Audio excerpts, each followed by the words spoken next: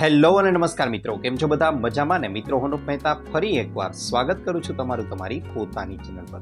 મિત્રો, ઘણીવાર એવું બને છે કે માતાઓ અને બહેનો તેમના પીરિયડ્સ છે એટલે કે તેમનું માસિક છે તે લેટ હોય છે. એટલે કે ઘણીવાર માથે 10 દિવસ થઈ જાય છે, 15 દિવસ થઈ જાય છે, મહિનો, 2 મહિના, 3 મહિનાઓ પણ થઈ જાય છે, છતાં પણ માસિક આવતું નથી. હવે આ માસિકને લાવવા માટે હું આજે આ વિડીયોમાં તમને એવા 2 અસરકારક ઉપાય સૂચવવાનો છું કે જેના ઉપયોગથી ગેરંટી સાથે અટકેલું માસિક છે તે ફટાફટ આવી જશે.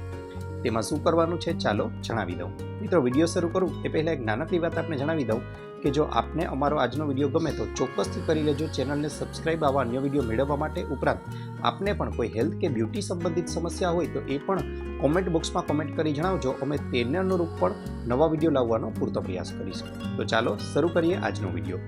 મિત્રો, ઉપાય નંબર 1 કે જે સૌથી સરળ છે, ટૂંકો છે, તેમાં શું કરવાનું છે તો એ જણાવી દઉં.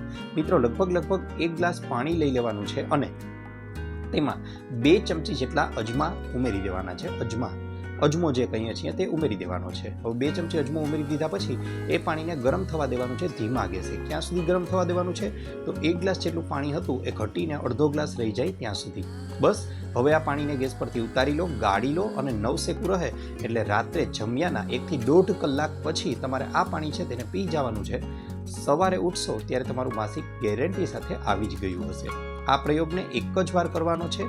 સાથે સાથે જણાવી દઉં મિત્રો, અહીં 2 નુસ્ખા જે જણાવવાનો છું તે ત્યારે જ કરવા જ્યારે તમારે લોકોએ પ્રેગ્નન્સી ટેસ્ટ તમારો નેગેટિવ આવ્યો હોય.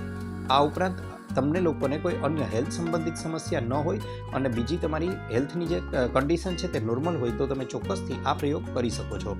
ઉપરાંત આ બ્રેસ્ટ ફીડિંગ કરાવતા હોવ તો પણ આ પ્રયોગ તમારે ન કરવો જોઈએ. હવે મિત્રો, ઉપાય નંબર 2ની વાત કરી દઉં તો એમાં શું કરવાનું છે. તેમાં પણ આ જ રીતે આપણે લોકોએ 1 ગ્લાસ પાણીને એક કડાઈમાં લઈ લેવાનું છે.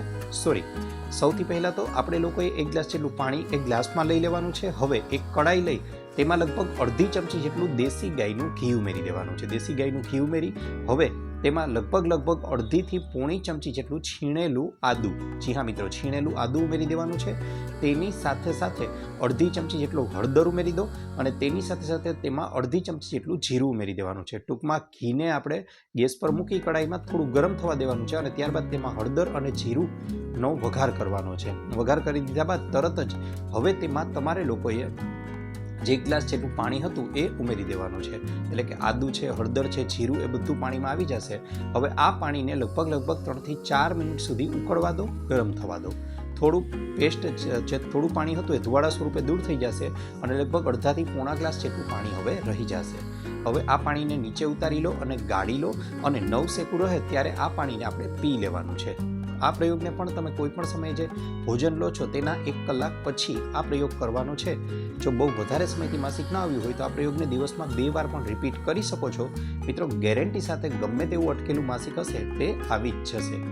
વિડીયો ગમ્યો હોય તો લાઈક કરજો, ચેનલને સબસ્ક્રાઇબ કરજો. આપનો ખૂબ ખૂબ આભાર.